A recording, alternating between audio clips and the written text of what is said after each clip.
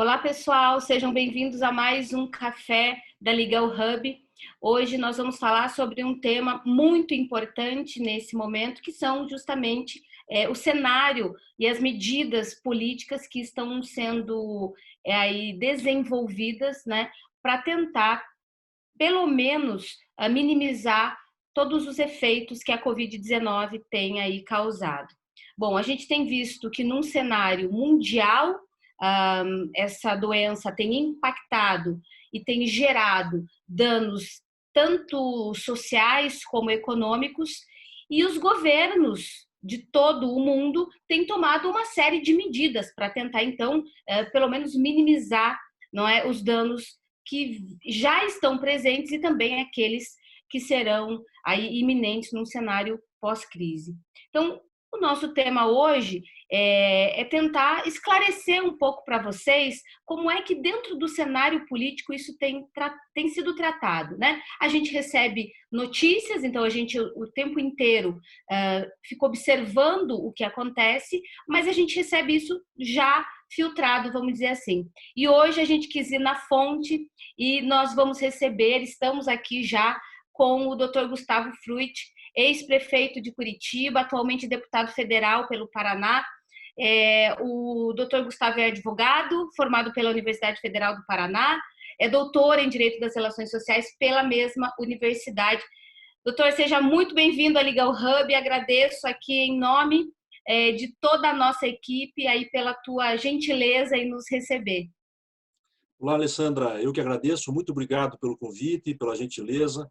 Agradeço ao Silvio. É um privilégio conversar com vocês num momento inédito, desafiador e que seguramente terá impacto para o resto de nossas vidas. Pois é, eu não tenho dúvida também, né? Nada será como antes. E lá no teu ambiente de trabalho, na Câmara dos Deputados hoje, o que o senhor percebe? Quais são os maiores desafios e o que já se percebe de transformação na Câmara? Bom, primeiro, e respeitando as posições individuais de cada um que nos assiste, nós vivemos uma crise sem precedentes e muito potencializada pelo perfil do presidente da República.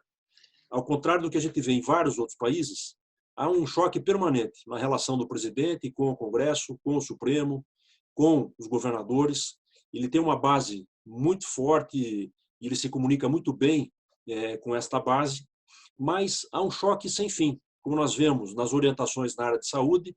De um lado, o Ministério da Saúde defendendo o isolamento, o distanciamento social, uma série de cautelas, governadores nessa mesma linha, cientistas, epidemiologistas, e de outro lado, em vários momentos, o presidente em mensagens, seja falando, minimizando o tamanho da crise, com aquela famosa declaração da gripezinha, ou seja, em atos, em gestos, quando busca a aglomeração. Então, este choque é permanente e é difícil encontrar pessoas que consigam fazer essa mediação. O segundo desafio é ter uma atenção prioritária agora na destinação de recursos para a área de saúde. Eu vou dar um exemplo. O Paraná, tanto o governo do estado quanto prefeituras, já recebeu mais de 480 milhões de reais. Recursos que a bancada trabalha, junto ao governo federal, para priorizar investimentos na área de saúde. Lembrando que ainda temos uma estrutura acima da média do que vemos em outras regiões do Brasil. E por que isso? É para que se possa dar capacidade de atendimento quando chegarmos no pico do contágio e da manifestação dos sintomas. Ainda não chegamos, apesar dos índices estarem já no processo crescente. E terceiro, uma preocupação evidente com as pessoas, com a economia, com a saúde do trabalho.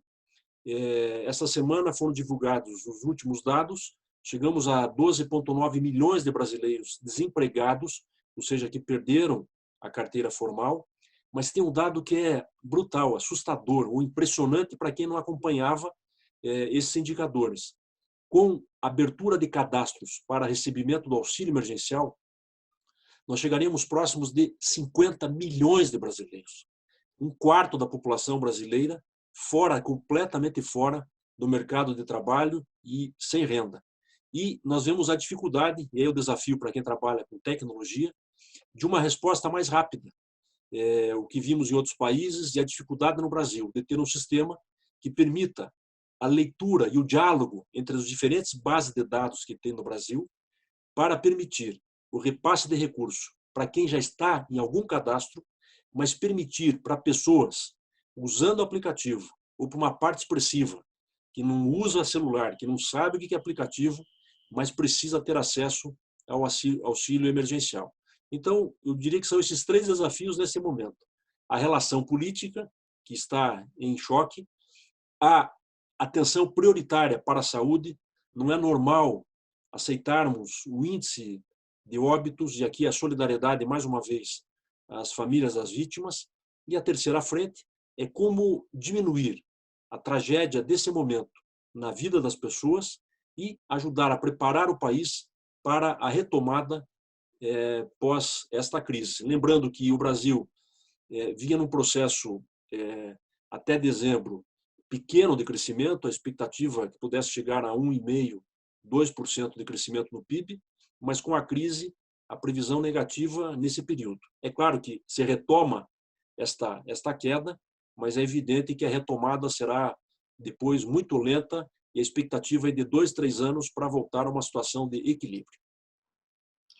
Isso é chocante, né? E talvez a gente, quando fica vendo os números ou observa os números, porque uma coisa é a gente ver fatos, né? Ou seja, a gente ficar vendo notícias de fatos. Agora, quando o senhor traz os números, isso realmente não só nos impacta, mas também nos motiva e a fazer alguma coisa, né? Ou seja, esse é um momento em que todo mundo tem que agir de uma forma ou de outra. E nesse sentido, eu queria, se o senhor puder trazer para nós, que medidas hoje, que projetos hoje estão tramitando na Câmara que o senhor poderia destacar nesse sentido, ou seja, que surgiram depois da pandemia e que o senhor entende como relevantes para trazer aí para quem está nos ouvindo? O primeiro foi decretar o estado de calamidade pública. O que isso significa?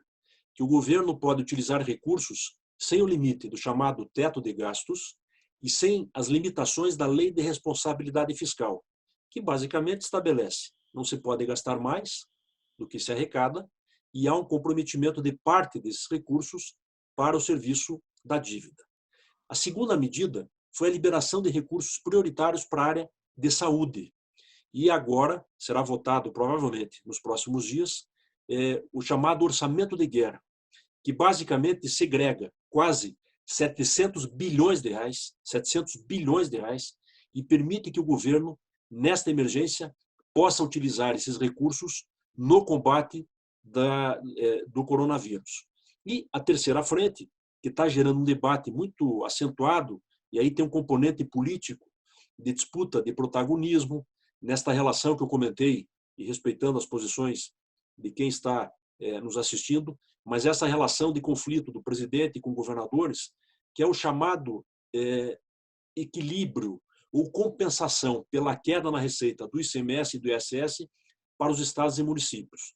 Há um debate de quais garantias devem ser estabelecidas, quais contrapartidas. Regra geral é sempre com relação a corte de salários, o que tem ponto positivo, mas muito negativo. Lembrando que a maioria recebe até 3 salários mínimos, mas não tem meio termo.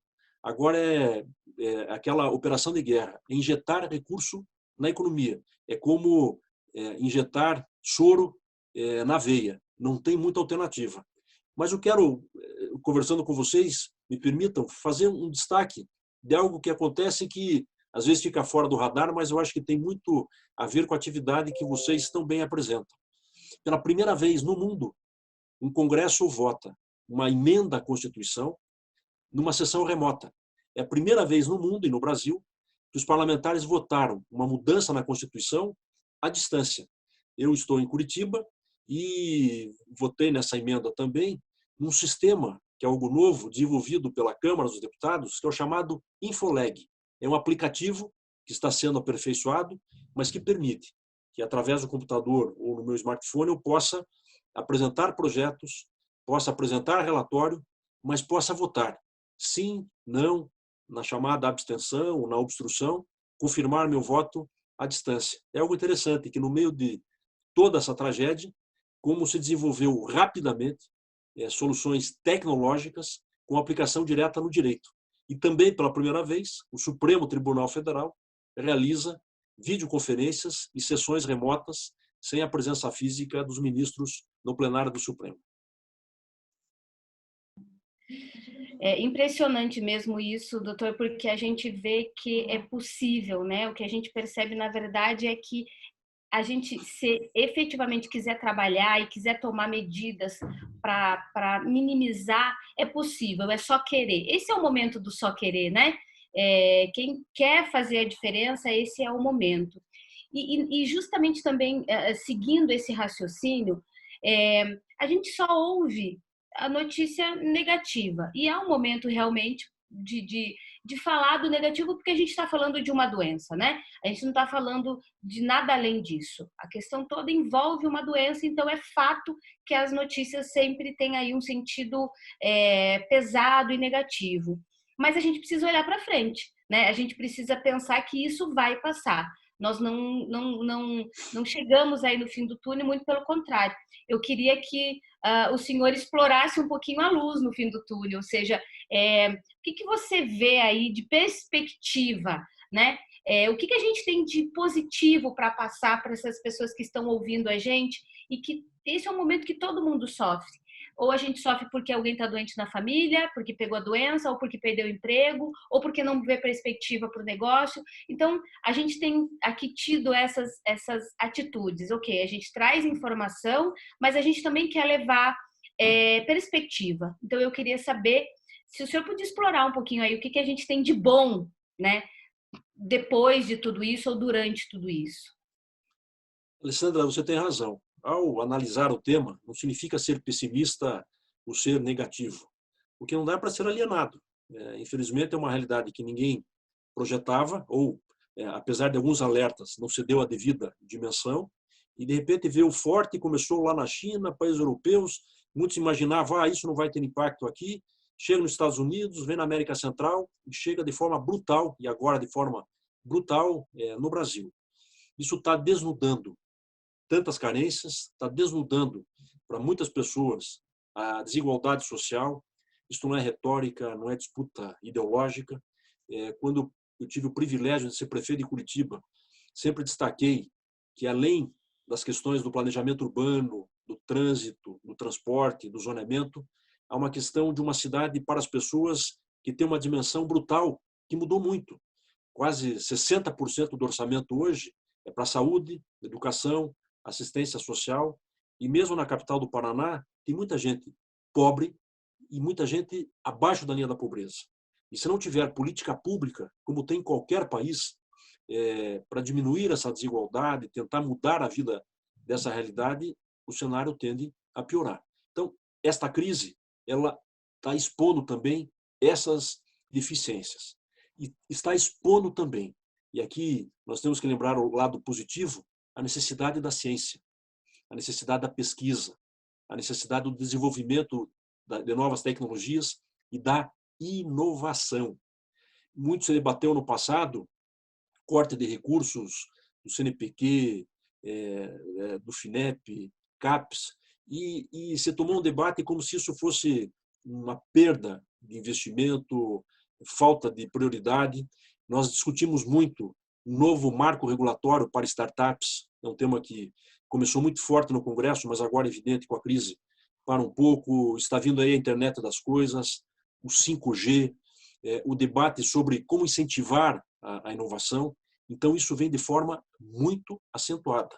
Nós estamos vendo nessa mudança de postura, a utilização de aplicativos desenvolvidos aqui no Brasil, a solução e apresentação de aplicativos que ajudam a organizar a informação para a gente saber aonde há deficiência, para melhorar a estratégia de atuação, a mudança na ideia de logística, a mudança na relação entre as pessoas, isso seguramente é o que tem de mais impactante, e a expectativa, que a gente possa ter uma visão diferente em relação ao ambiente, a nossa relação com o ambiente. Isto é um sinal muito forte do que nós vamos viver de forma acentuada. todos epidemiologistas que falam sobre o tema, ao analisar agora a Covid-19, afirmam que outras pandemias, outras epidemias poderão surgir, mas significa que nós temos que mudar a relação com o ambiente. E na área que vivi muito forte, na prefeitura, é uma mudança que muitas cidades estão aproveitando agora com relação à relação da cidade com o carro. Por exemplo, Milão está ampliando o espaço das vias para as pessoas terem mais espaço para ciclovias e para caminhar. Caminhar em respeito a quem tem baixa mobilidade ou tem deficiência, com o devido distanciamento e priorizando o transporte coletivo. Ou seja, isso também vai mudar o desenho das vias, o desenho do espaço público e como é que nós vamos conviver no espaço público, nas áreas urbanas, com relação a outras pessoas. Então, há uma expectativa de que se acentue esse lado solidário, sem ilusão, sem ingenuidade, que vivemos num mundo também com pessoas egoístas e acho que isso vai acentuar em algumas pessoas esse aspecto.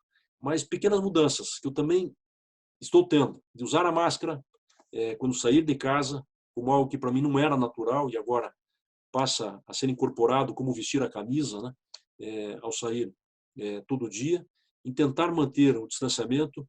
Eu, que busco, apesar do meu perfil ser o mais afetuoso possível, ainda estranho não poder cumprimentar as pessoas, às vezes dar um abraço, um beijo fraterno, solidário.